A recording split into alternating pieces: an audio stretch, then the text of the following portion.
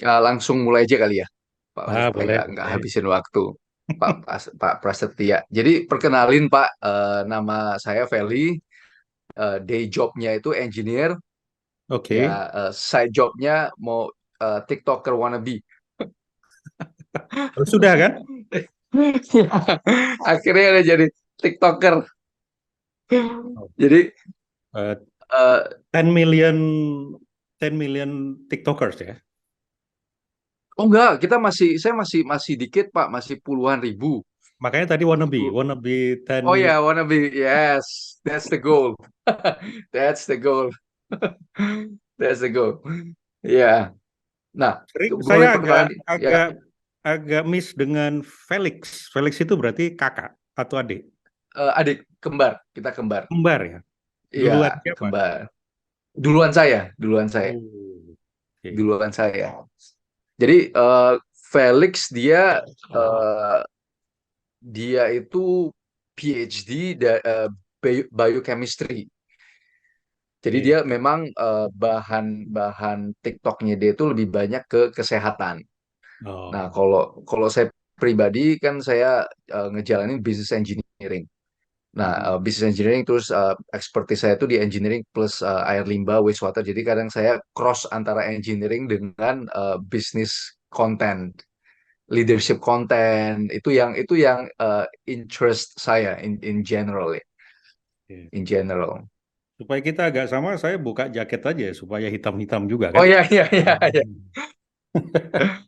Jadi saya pada dasarnya saya benar-benar suka sekali apa kayak kontennya Pak Prasetya kan tentang leadership, tentang bagaimana kita bisa hack our mind itu untuk menjadi seorang komunikator leadership, just a better human being, ya kan? Itu yang Ya. benar-benar interest saya gitu. Karena kita mau lihat kan saya pimpin perusahaan yang kebanyakan itu anak-anak muda. Jadi saya lihat perjalanan mereka itu masih panjang. Gimana saya bisa jadi effective leader supaya perusahaan ini umurnya panjang. Jangan sampai itu mereka itu udah mengabdi ke perusahaan ini nggak bisa mengabdi ke mereka. Itu yang selalu menjadi momok lah di otak saya.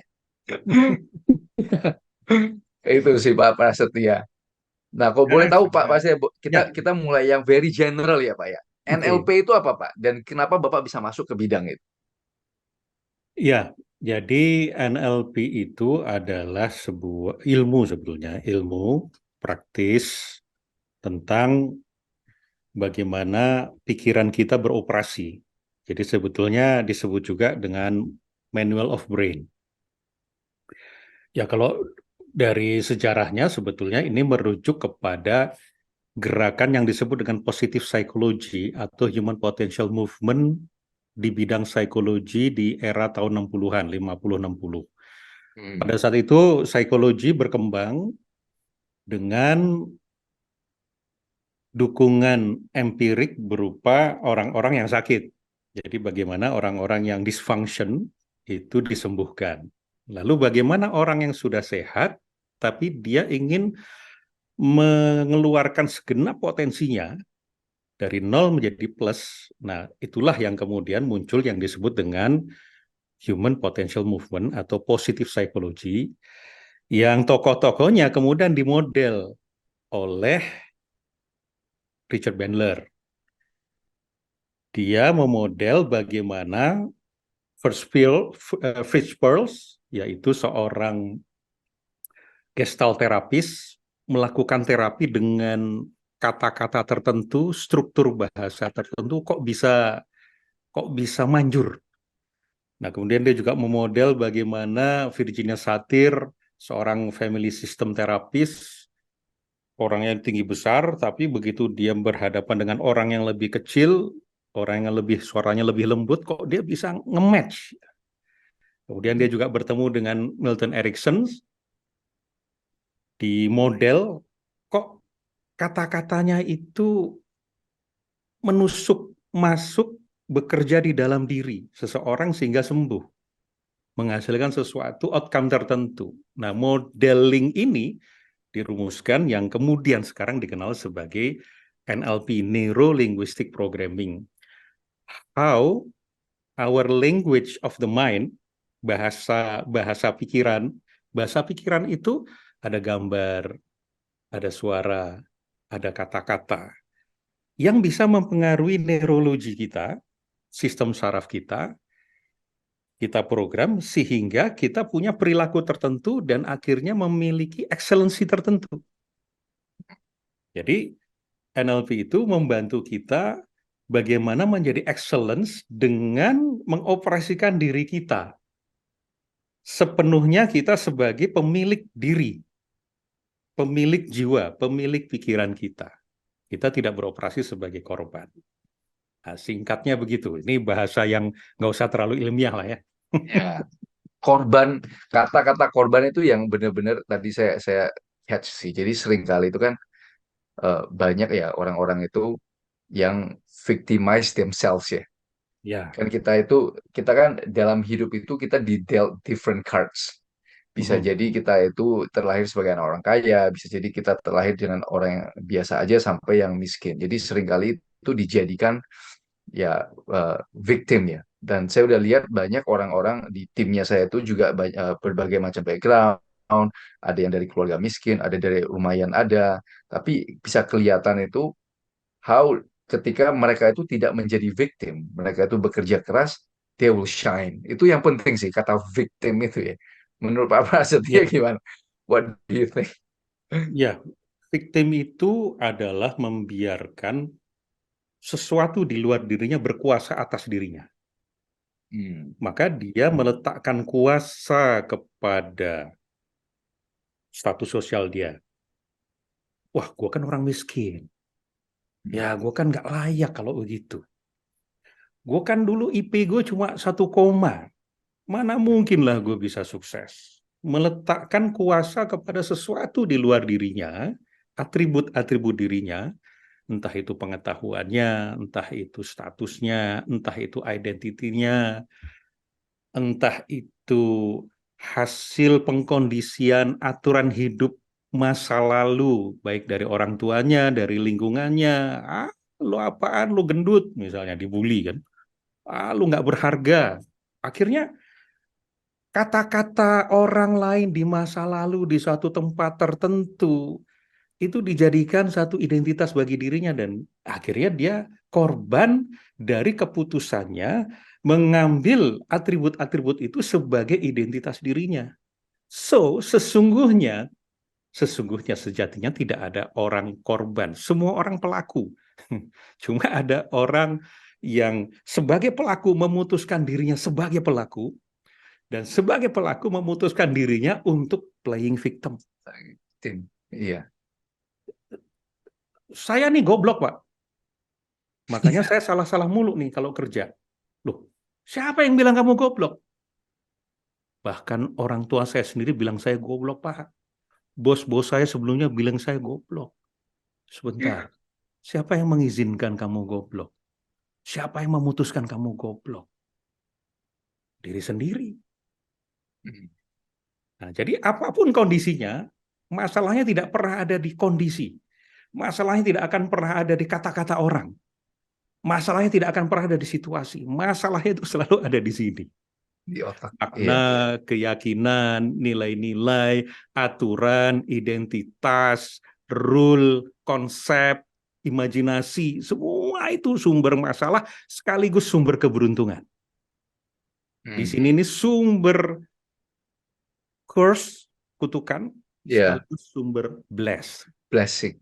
Ya. Gila sekali. Di pengalaman Pak Prasetyo yang selama ini ya bergerak. Udah berapa lama Pak, by the way? Background Pak Prasetyo apa? Tadi kita belum bahas. Saya dulu, Backgroundnya. saya begitu sekolah, selesai, sebelumnya sebelum selesai sekolah, kemudian saya melamar di sebuah perusahaan asuransi yang cukup besar lah ya, ada 400 kantor di sana seluruh Indonesia, usianya juga sudah lebih dari 1 abad. Nah, saya masuk tahun 91 dan kemudian sampai dengan 2014 dari mulai tukang ketik sampai jadi HR Director. Dari mulai ijazah SMA sampai disekolahkan oleh perusahaan S2. Nah, ketika di perusahaan itu, saya kemudian sempat ditugasi untuk memimpin sebuah lembaga pendidikan dan pelatihan untuk perusahaan itu maupun untuk umum. Disitulah 2005, 2007 saya belajar yang namanya neurosemantics. Di situ juga kemudian saya mulai tertarik dengan soal-soal yang terkait dengan pikiran dan manusia. Nah, neurosemantics itu adalah advance atau pengembangan dari ilmu NLP. Kalau tadi Oke. ditanya tentang NLP, NLP itu tahun 70-an, maka neurosemantics itu tahun 91-92 mulai berkembang. Gitu, Mas. Nah, Hmm. bedanya apa? Bedanya kalau NLP itu lebih ke bagaimana kita menampilkan sesuatu dalam bioskop pikiran kita yang mempengaruhi kejiwaan kita, tindakan kita, dan hasilnya. Misalnya gini, saya dimarahi bos. Nah, kalau orang dimarahi bos itu rasanya gimana? Ya, Kalau kacau. Waduh, wah, ya kacau. bete banget dah. Iya. Nah, di ilmu NLP ada yang disebut dengan metode scramble teknik, yaitu gambar suara apapun representasi dalam pikiran kita yang kita represent, itu kita acak. Misalnya, bos itu wajahnya kita acak, kita jadikan gambar yang lucu-lucu. Misalnya badut, wah lucu. Kemudian suaranya itu kita edit yang tadinya wah gitu, kemudian jadi Ya. wah. Jadi kitanya perasaan kita menjadi berbeda kan? Neurologi kita menjadi berbeda. Nah, itu NLP menolong kita Hmm. untuk supaya kita memiliki state. State itu pikiran, emosi dan tubuh yang lebih kondusif. Hmm. Nah, tapi kalau sampai di situ sifatnya hanya P3K. Maka neurosemantics, semantics itu adalah makna. Neuro adalah neurologi. Jadi how semantics does our neurology. Bagaimana kita kemudian mencari, memberi makna atas suatu kejadian yang makna itu membuat kondisi kita menjadi lebih berguna, tindakan kita menjadi lebih berguna. Maka pertanyaannya adalah, oke, apa artinya dimarahi bos? Nah, mulai kita mikirkan, masuk ke ruang dalam diri kita, kemudian mikir, artinya bos itu sayang sama gue. Ah, lu GR doang lu, bos. Belum tentu bos sayang sama lu. Ya. Apalagi makna yang lain. Berarti sebetulnya bos itu sedang memberitahuku bahwa apa yang kulakukan, hasilnya maupun prosesnya, belum sesuai dengan harapan bos. Makanya bos marah. Orang marah pasti ada sebabnya. Hmm. Orang marah karena ada harapan yang tidak terwujud. Maka Hmm. fokus pada harapannya. Kalau gitu harapannya apa? Ya harapannya kita ngerjakan yang benar dong. Prosedur dong, SOP dikerjain dong. Tingkat service levelnya dibagusin dong. Quality-nya dibagusin dong. Etis dong. Jangan sembarangan dong. Oh iya ya, berarti itu arti dimarahi bos. Apalagi artinya? Oh berarti artinya aku jadi tahu apa yang perlu aku perbaiki. Terus apalagi artinya? Aku jadi tahu apa yang perlu aku pelajari. Karena aku nggak punya ilmunya, makanya aku ngerjakan begini kan karena aku nggak punya ilmunya, nggak punya skillnya. Aku jadi tahu aku perlu belajar apa, mengembangkan skill apa. Nah begitu kita sudah belajar, kembangkan skill, kita terapkan, hasilnya bagus sesuai dengan harapan bos, bos marah nggak? Nggak marah lagi. Ya. Tapi apa yang terjadi pada diri kita? Yang terjadi adalah kompetensi kita sudah bertumbuh, berkembang, meningkat, lebih kuat dari sebelumnya. Apa manfaatnya? Nah, manfaat kan suatu pemikiran lah ya. Apa manfaatnya kalau gitu? Betul, berarti dimarahi bos. Manfaatnya adalah diberi feedback supaya kita berkembang. Jadi pilih mana? What is your decision? Mau mau bete kalau bos marah atau gimana? Lebih berguna bos marah atau lebih berguna bos cuek? Lebih berguna Ya. bos marah ya. Wah, kalau gitu bos marah itu peristiwa yang yang berguna bagi saya. Nah, yang tadinya kita kalau dimarahi bos bete, sekarang kayaknya udah sebulan gue nggak pernah dimarahi bos, jadi bete gue. Wah, salah apa gue nih kok nggak pernah dimarahi Hmm. bos? Malah kebalik, Iya. mengubah makna. Nah, itulah neurosemantics. Nah, jadi kita benar-benar kita cari sampai ke sumbernya. Jadi kita ini sih jangan kadang bener sih ini yang sering kali itu kalau kita marah dimarah bos kita jadi baper. Hmm. Sometimes we take it too personally. Padahal bisa jadi ya memang kerjaan kita itu yang diomelin objeknya bukan subjeknya.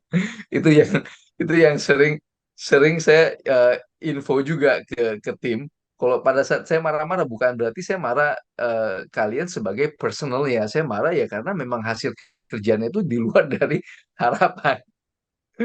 Ya dan i- i- itu sih bener sih. Dan saya juga sekarang mulai lihat pada saat saya marah-marah saya juga mulai bercermin ke dirinya saya. Apa saya ngomongnya itu kurang jelas? Apa trainingnya itu kurang bagus? Apakah saya kurang spend the time untuk training mereka? Itu juga sekarang saya udah mulai mulai mulai berkaca sih. Karena kita sebagai leader itu sebagai bos itu kadang nggak sadar kan. Karena kita sibuk kita nggak sadar. Dan marah nggak apa-apa. Marah adalah emosi. Emotion is just emotion. Emotion is not command to do something. Bukan berarti kalau kita marah kita banting pintu. Bukan berarti kita marah kemudian kita gambar orang. No, bedakan antara emosi dan tindakan. Emosi itu selalu benar. Nggak pernah bisa kita salahkan. Lu jangan marah dong, lu kan bos. Nggak bisa, gue tuh marah. Gue kan ngeliat orang korupsi, masa gue diem aja. Gue ngeliat orang Ya, telat mulu, masa gue diem aja. Gue marah, marah karena gue ada nilai-nilai integritas gue, kejujuran gue, kedisiplinan gue yang dilanggar sama orang.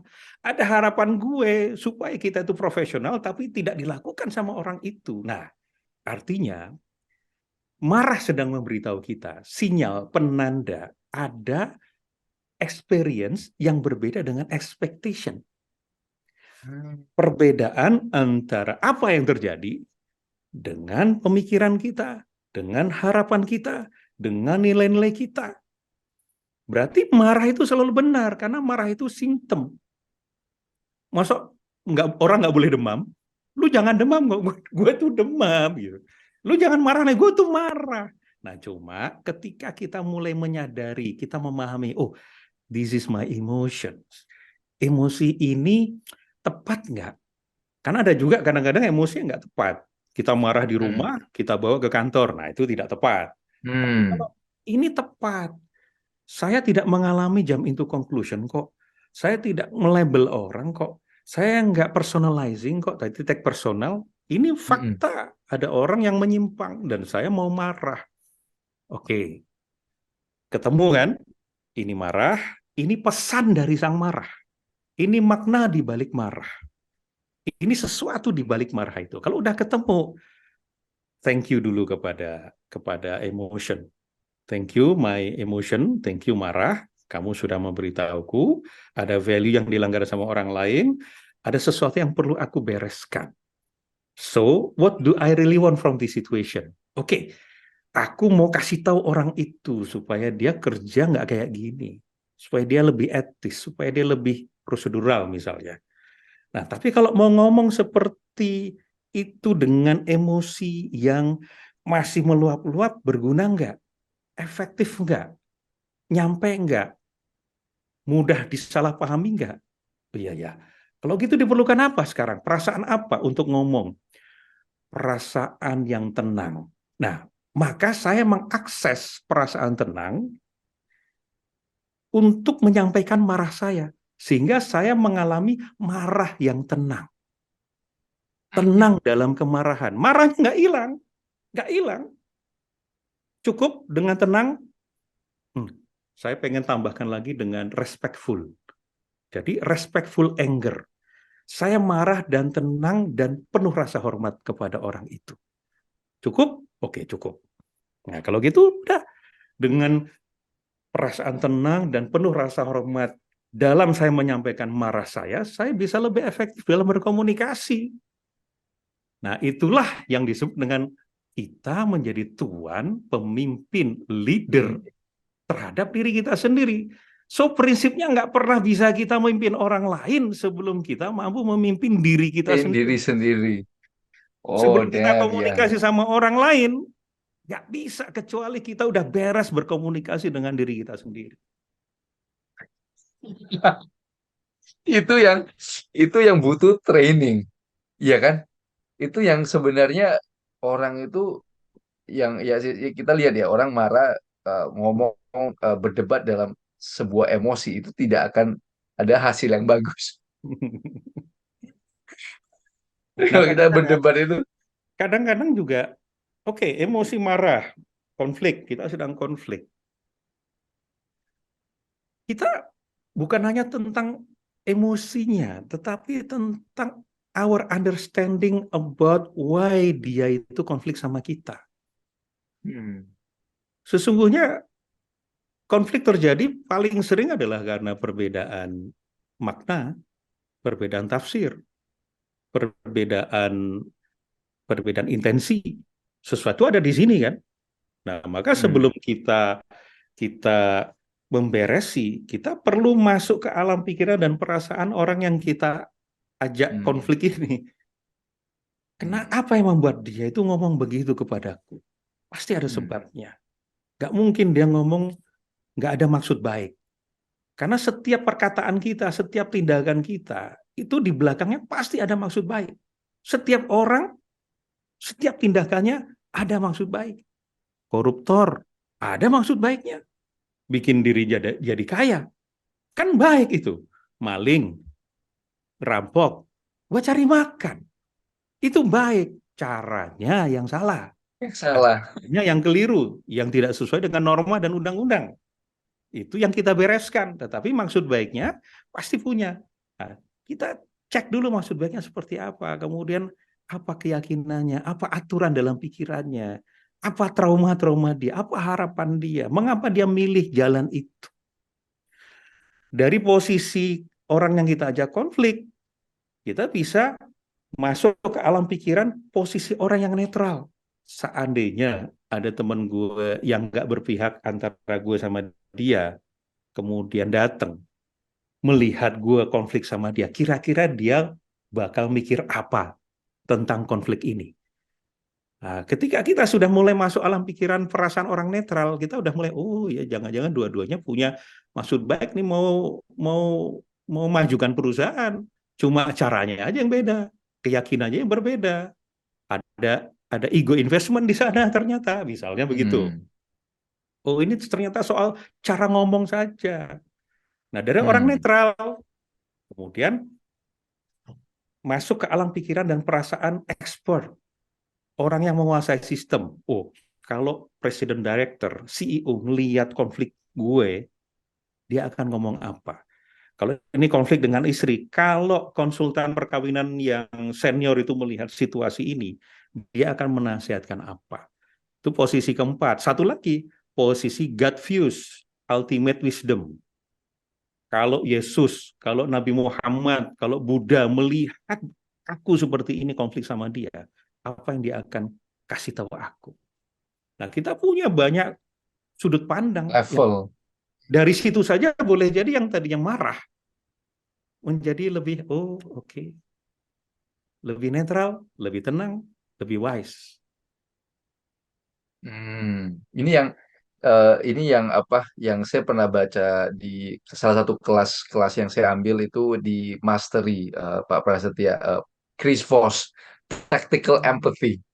Kita Nah, menaruh posisi kita itu di orang lain. Cuma ini the next level karena kita bukan hanya menaruh posisi kita di posisi orang lain, tapi juga di sebagai posisi netral sampai istilah the highest, ya the highest point, cut views-nya.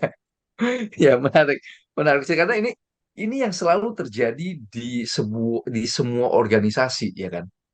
Ini ya, yang saya yakin, Pak Prasetyo itu ngelihat day to day itu inilah yang terjadi di setiap organisasi. Nah, ada satu pertanyaan saya yang saya pengen selalu nanya orang yang jauh lebih senior dari saya itu, Pak Prasetya pernah lihat gak ya di sebuah organisasi ataupun dari pengalaman Pak Prasetya training, perbedaan generasi, generasi Hmm. sekarang dengan generasi Gen Z, milenial, boomers, dari view-nya Pak Prasetya, apa yang benar-benar menyolok nih? Apa yang menyolok di sebuah organisasi, and how organisasi itu bisa maju nih dengan anggapannya oke sekarang banyak Gen Z, banyak milenial, banyak boomer. What are your views? Nah, ini tidak sederhana sebetulnya, Oh. karena pembentukan penjara generasi, penjara label generasi, itu siapa yang bikin? Ya, kita punya andil.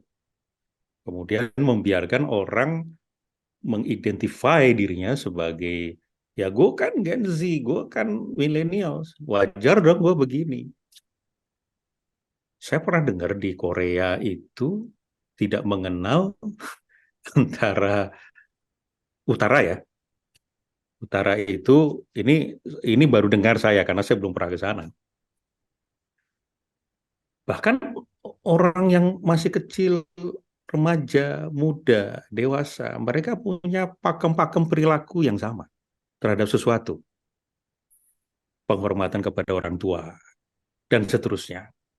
Saya pikir berarti ini adalah konstruksi budaya masyarakat setempat. Maka ketika kita menguatkan label generasi yang akhirnya justru memberi perbedaan, menyatakan suatu perbedaan bahwa perusahaan itu ini berbeda loh seperti ini, ya sudah kita akhirnya ikut permainan itu, ikut permainan label generasi. Kita terpenjara di sana. Padahal we are human. Itu adalah ciptaan kita. Mau nggak di perusahaan kita sendiri ini malah ya, kita nggak usah di tingkat negara lah, tingkat sosial yang lebih luas, di Hmm. perusahaan kita sendiri, mulai kita masing-masing belajar untuk beroperasi fully as human, not zombie, not robot. We are human. Kita diberi sumber daya dan modal oleh Tuhan kepada kita. Ya, ada otak reptil, otak mammalian, ada neokortex, prefrontal cortex yang fungsinya adalah reflection, refleksi, thinking, kemudian moral di sana ada, ethics ada di sana, decisions, di mana perilaku-perilaku umum yang dikonstruksi oleh media, oleh oleh budaya itu udah di sana saja. Karena kita sedang mau membangun efektivitas budaya di perusahaan kita. Perusahaan itu. Sehingga bayangkan kalau seandainya tidak ada kolonial, tidak ada milenial, tidak ada Gen Z, tidak ada Gen apa lagi. Tapi ini adalah kita as family in these organizations. Kita mau seperti apa we conduct, bagaimana kita treat orang, bagaimana kita menghadapi masalah, bagaimana kita menghormati pendapat, bagaimana kita membuka diri untuk berbagai kemungkinan benar dan kemungkinan salah. Bagaimana what if, what if, what if. Kalau what if itu kita setuju bersama, bukankah itu menjadi identitas dari perusahaan yang tidak lagi dipenjara oleh gen-gen yang seperti tadi. Nah, tapi sekali lagi, ini kan bukan sesuatu yang mudah. Ini nih kompleks karena Ya, orang yang ada di perusahaan kita pun sudah juga dia bergaul juga dengan dunia luar yang begitu kan, hustle ya, culture dan lain-lainnya itu. Nah, maka neurosemantik sendiri itu tidak mau menganut yang disebut dengan tipologi orang. Ada hmm. orang NTNJ, MBTI, Ya, kemudian kalau ada Stephen di situ ada intuiting, thinking, feeling, insting, dan seterusnya. Karena itu adalah mesin kecerdasan. Itu adalah type of personality. Itu adalah apa? We are more than that. Dan that we are more than Ya, label. kita ini, yes, we are more than what we think. Kalau ada orang mengatakan Ya, you are what we think, you are what you think. Oke, dalam konteks tertentu oke, but actually we are not what we think. What we think is just our product. We are more than what we think. ya, Masa kita menyamakan diri kita sebagai produk kita? Our thought is our product. Jangan sampai ya, itu sebagai produk kemudian kita jadikan berhala untuk mengatur diri kita. Kita yang ngatur. ya. Kita we are more complex than that. Iya kan? Kita sebagai manusia itu jauh lebih powerful and more complex. Jadi begitu kita mikir, oh ya kita kita label A A B C segala macam itu kita jadi ya nggak bisa berkembang. Kita jadi stuck, Dan right? kita Jadi ya kayak meniadakan apa-apa potensi yang sebenarnya kalau tanpa label itu potensi itu akan keluar. ada, right, right, Makanya ya, makanya jangan-jangan kalau kita nggak bisa maju, kita nggak bisa loncat tinggi itu bukan karena ceiling glass ceiling. Nggak ada pembatasnya di atas, nggak ada pembatasnya. Yang ada adalah kaki kita terlekat di bumi, sticky floor. Dan sticky floor itu kita sendiri yang bikin. hmm, label itu bahaya sekali ya. Bahaya, Labeling, bisa bahaya. Karena labeling mereduksi realitas orang yang begitu lengkap, manusia yang begitu lengkap, hanya sebesar label saja. Lu Gen Z, lu karakter lu begini. Jadi untuk itu gue perlu perlakukan lu begini. Wah, kita ini manusia, bukan robot. oh man, gila sekali. Dan dan saya tuh ya maksudnya sebelum ini saya selalu bilang, oh ya dia dia orangnya begini. Saya udah mulai melabel. Ya kan begitu kita put labels artinya kita udah put limit seseorang itu. We Maka udah diatasi, put limitation. betul. Maka labeling itu diatasi dengan reality testing. Seandainya kita tidak melabel. Label itu bukan tidak berguna. Ada satu konteks akhirnya kita berguna. Label misalnya kita belum pernah ketemu sama seseorang, kita mau ada negosiasi bisnis, ya, kita pelajari dia orang mana, orang Batak. Oh, orang Batak itu umumnya itu kan labeling kan sebenarnya. Hmm, Stereotyping itu kan kombinasi antara labeling dengan generalization. Itu hmm, namanya stereotyping. Wah, oke, orangnya akan begini-begini. Kalau orang Makassar tuh akan to the point, akan begini, dia do dan hmm, don't-nya hmm, begini. Oke, nggak apa-apa. Ini bekal aja. Tapi hmm. begitu kita ketemu reality testing, bener nggak? Kalau nggak, segera kita adjust. Adjust. Yes. Is di depan kita ada manusia. Kita terlalu terlalu kagum dengan teknik-teknik komunikasi yang kita bawa sampai kita lupa bahwa di depan kita itu ada manusia yang perlu kita dengarkan sebagai manusia. Ada manusia yang kita bebaskan dari pandangan bahwa dia itu sumber duit.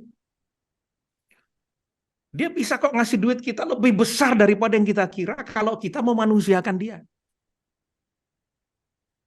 Yeah. Kita punya kepentingan, akhirnya menggunakan dia untuk kepentingan kita. Right.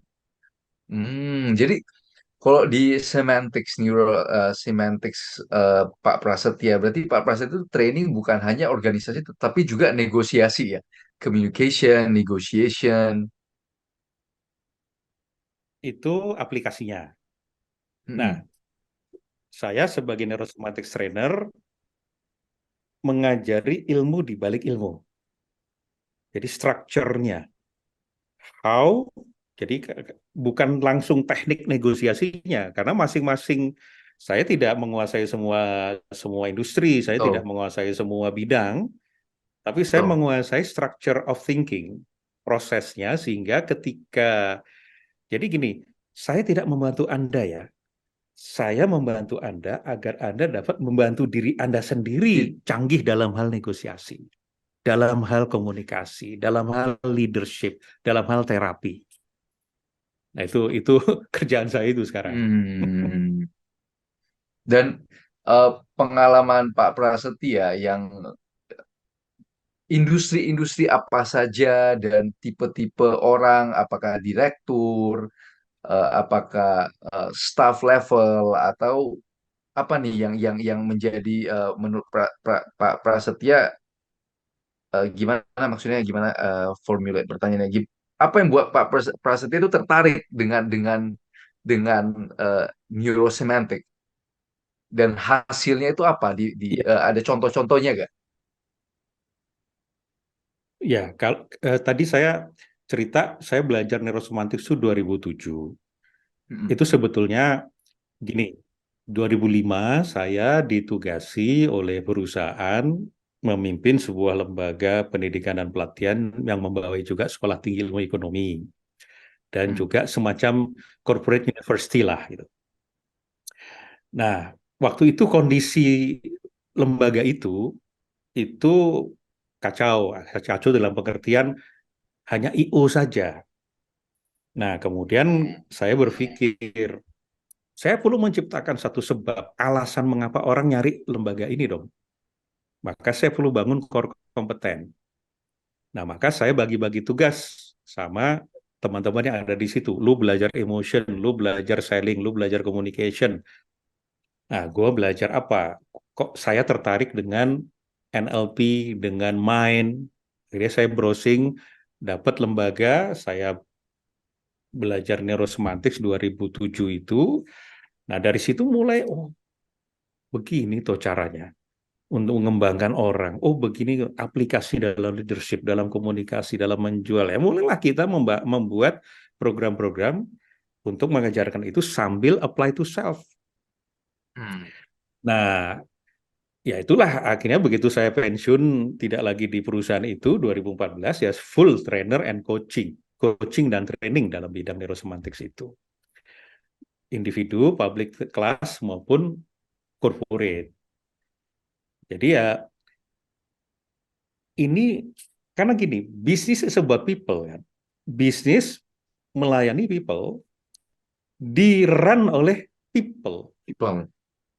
Maka kalau people tidak memahami bagaimana dirinya bisa beroperasi secara excellence, karena boleh jadi ketika orang mau mencapai suatu prestasi tertentu, ada penghalangnya dan penghalangnya ada dalam dirinya.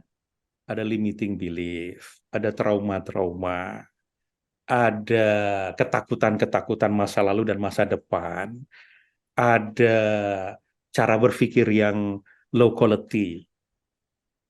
Karena ada low quality thinking, dia mengira bahwa dirinya berpikir, ternyata dia sedang tidak berpikir, dia hanya mengulang-ulang pikiran atau meminjam pikiran orang lain. Itu bukan berpikir, berpikir beda gitu. Nah, artinya bagaimana mungkin manusia itu bisa beroperasi dengan excellence kalau dia tidak mengenal dirinya sendiri. Bagaimana mungkin kita bisa mengendari mobil kita dengan full potensi kalau kita nggak kenal kendaraan kita? Ya. Nah, disitulah akhirnya training-training yang saya fasilitasi tujuannya adalah untuk meningkatkan performa dari perusahaan itu. Tapi bukan hanya karena neurosemantics tentang makna, bukan hanya performa, toh. Karena performa itu lama-lama orang jadi workaholic, Yes. kering. Maka Ya. jangan kering. Beroperasi sebagai manusia utuh yang punya makna yang tinggi, meaningful. Maka meaningful performance. Nah itu. Nah, misalnya gini, ada case, ada perusahaan yang ketika mengundang saya untuk TNA, Training and Analysis, kemudian bercerita, Pak, kita ini orang-orangnya religius, Pak. Kalau rapat pas mau azan, wah itu kita sudah berhenti. Karena kita biasanya sholat sama-sama di masjid. Terus jam 9, jam 10 biasanya kita duha, sholat duha bareng-bareng. Terus saya mikir gini kan, ini religius, mengaku religius, practicing praktis agama dengan baik lah. Gitu. Tapi kok dia ngundang saya ya? Nggak masuk akal bagi saya. Kalau Hmm. di dalam dirinya ada Tuhan, menghadirkan Tuhan dalam dirinya, sehingga dia mau praktis, maka enteos, Tuhan dalam diri, antusias, maka sesungguhnya orang yang menghadirkan Tuhan dalam dirinya ketika bekerja, logiknya dia pasti performanya bagus. Karena ada jihad di dalam dirinya untuk Ya, menjalankan mandat-mandat ini dengan baik. ya, Ada apa di sini? Nah, setelah saya cek, ternyata mereka menempatkan makna ibadah terlalu rendah, dogmatis. Nah, saya nggak bisa jelaskan di sini iya, prosesnya bagaimana. Akhirnya kita bantu untuk mulai sebentar. Kalau kerja adalah ibadah ini belum make sense. Belum make sense. Sekarang kita lepaskan dulu semuanya. Saya tanya, Anda kerja untuk apa? Jujur, ya untuk cari duit, Pak. Oke, untuk cari duit. Nah, ketika Anda sudah punya duit dari kerja ini, apa maknanya bagi Anda? Ya, saya akhirnya bisa menafkahi keluarga saya. Ketika Anda sudah bisa menafkahi keluarga Anda, apa maknanya? Ya, itu berarti saya sudah bisa menjalankan tugas saya sebagai kepala keluarga. Apa maknanya lagi kalau ketika Anda bisa menjalankan sebagai kepala keluarga? Saya menjadi orang yang bisa diteladani oleh anak-anak saya. Oke, apa lagi? Dengan Anda menjadi teladan, apa maknanya? Oh, anak bos saya juga bisa meneladani saya. Terus apa maknanya? Baru kemudian mulai menyentuh. Ini adalah persembahan terbaik saya sebagai manusia untuk sesama. Apa artinya? Artinya saya menjalankan fungsi saya sebagai makhluk Tuhan. Apa maknanya? Artinya saya ini adalah bentuk pelayanan saya kepada Tuhan. Apa maknanya? Baru mulai ibadah itu ditempatkan di tempat yang benar, di tempat yang benar. semestinya, yang tinggi. Nah, biarkan uang apapun itu muncul sehingga ketika kita memahami apa itu bekerja, make sense, Iya, make sense. Dan sesuatu yang tidak make sense itu tidak akan digerakkan oleh tubuh. Tubuh perlu make sense untuk bergerak. Kalau nggak make betul. sense, nggak bergerak. Nah, jadi saya membantu bagaimana membuat sesuatu itu menjadi make sense, termasuk agama. Maka neurosemantics, NLP, ilmu untuk membantu kita mempraktekkan agama dengan efektif. Iya. Kalau nggak betul, jadi seakan-akan kita kadang ke tempat ibadah, ke apa itu ya kita menunjukkan cuma labeling kan. Ya kan Cuma lagi-lagi cuma untuk menunjukkan bahwa oh ya kita rajin kok, tapi makna sebenarnya itu nggak ada. ya. Maka kalau ada maknanya, doing-nya apa? Nah, banyak Hmm, juga ada orang yang workaholic, dia cuma performa tapi miskin makna. Tapi ada juga kayak model tadi, orang yang punya makna tinggi, tapi doingnya miskin. begini. Nah, maka Ya, kalau dia miskin makna, tambahkan maknanya.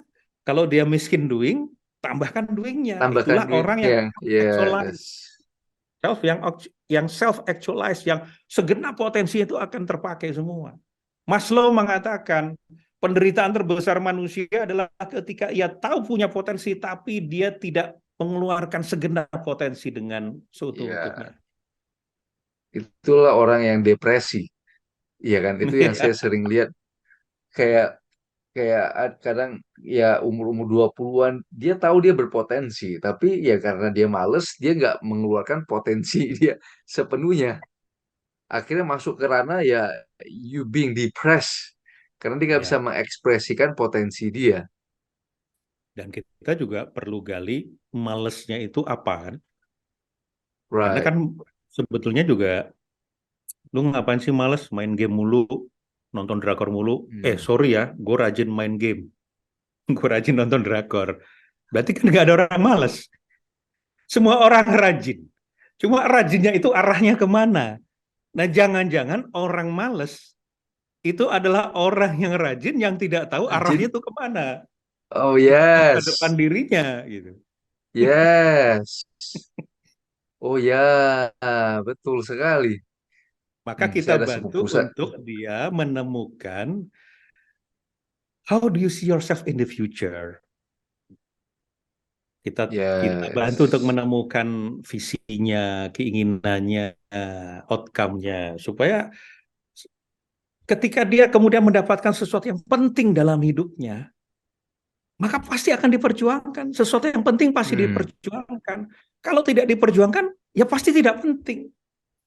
Nah, Hmm. maka ketika kita menemukan gap, kok anak buah gue pada males-males ya? Jangan-jangan kita sebagai leader yang belum mampu memasukkan atau memframing mereka dengan sesuatu yang penting bagi kehidupan mereka yang selaras dengan apa yang penting bagi perusahaan. Nah, perusahaan. Hmm. Yes. Itu yang Bagi ya mereka itu perusahaannya perusahaan, ya dirinya ya dirinya. yes. Itu yang saya sering kali lihat kalau perusahaannya udah bergenerasi ya. Udah lama perusahaan-perusahaan yang udah mengakar, yang udah lama lah. Sering tuh saya ngelihat di mana ya orang udah ya kerja whatever lah. Ya whatever, udah nggak ada jiwa, udah nggak ada jiwa perangnya. Ini yang saya paling takut, yang kejadian di perusahaan-perusahaan kecil ini yang saya bangun. Ini yang saya paling takut, Pak. Hmm. Jujur. Gimana keep the fire itu burning. Jangan sampai anak-anak muda ini udah merasa ya udahlah, ya udah begitu aja. Yang penting masuk kerja, pulang ya udah gitu. Ya kan? Itu Maka, yang kita maka sebagai ya, nah maka perlu dibangun yang disebut dengan strategic intent. Bahan bakarnya itu adalah vision and values. Tapi real, not ngawang-ngawang ya, bukan ngawang-ngawang. hmm, Karena itu bahan bakar yang menjagai gairah perjuangan, fighting spirit. Sama dengan Amerika lawan Vietnam kan yang kalah Amerika. mm-mm, Padahal kurang apa coba teknologi peperangan pada saat itu. Kenapa? Karena ya, Vietnam itu punya yang disebut dengan strategic intent. Indonesia misalnya kan. Indonesia ya walaupun menangnya karena diplomasi dan seterusnya, tetapi secara teknologi peperangan kan bambu runcing lawan tank itu kan di ya atas kertas harusnya kita kalah, tapi ternyata kita menang misalnya. menang. Jadi di wacana-wacana agama, di semua agama juga ada kisah-kisah yang itu membangun sesuatu yang penting yang perlu diperjuangkan dalam hidup. Bukan hanya uang, bukan hanya jabatan, bukan hanya popularitas, tetapi intrinsik. Sesuatu yang luhur. Nah, karena kita manusia tadi, kalau hanya memotivasi hanya dengan pujian, dengan tepokan, dengan bonus insentif itu, kita manusia sebagai biologi, sebagai binatang ekonomi, belum sebagai insan. Kita masih sebagai binatang ekonomi. Ya, Nah, ini insan manusia yang luhur, yang sempurna diciptakan oleh Sang Maha Sempurna untuk tujuan-tujuan sempurna. Nah, kalau kita udah dapet itu, ya, wah, keren. itulah itulah strategic intent, ya kan? Dimana ya bener sih kalau bonus gitu-gitu ya sekedar hari ini dapat bonus besok udah lupa, iya kan? Kalau cuma sekedar bonus, dapat ya udah, dapat bonus ya sekedar 1 2 hari happy udah setelah itu ya udah. Nah, maka ini bisa dibantu dengan konsepnya Abraham Maslow yang sudah kita kenal, yang yang piramida kebutuhan itu. Ada Hmm. kebutuhan fisik, ada kebutuhan keamanan, Oh kebutuhan ya. cinta, love, ada kebutuhan tentang position, acknowledgement, dan yang di atas itu adalah kebutuhan self actualization. Nah, kebutuhan 1 sampai 4 itu disebut dengan deficiency needs. Kebutuhan yang merupakan kekurangan. Kalau terjadi kekurangan, begitu dipenuhi kebutuhan akan netral. Nol. Makanya tadi Hmm. bonus, ujian, jabatan, itu kalau sudah tercapai, ya sudah lupa besok, udah nol. Netral. Dia Besok kurang netral. lagi. Nah, besok kurang lagi. Nah, tetapi kalau kita masuk ke kebutuhan self-actualization, yaitu bagaimana kita menggunakan, mengeluarkan segenap potensi kita. Di sana ada learning, ada contribution, ada derma, ada berbuat baik. Itu kalau kita penuhi, bukannya nol, makin pengen lagi. Kita berbuat Hmm. baik kepada orang, begitu kita lakukan, kan kita pengen lagi. Kita belajar Hmm. suatu ilmu, kita dapat pencerahan, kita pengen lagi. Malah nggak, ya Allah, ya Tuhan, gue segoblok ini ternyata ya. Ternyata masih banyak pintu kotak-kotak Pandora, pintu ilmu yang perlu gue Itu. masukin.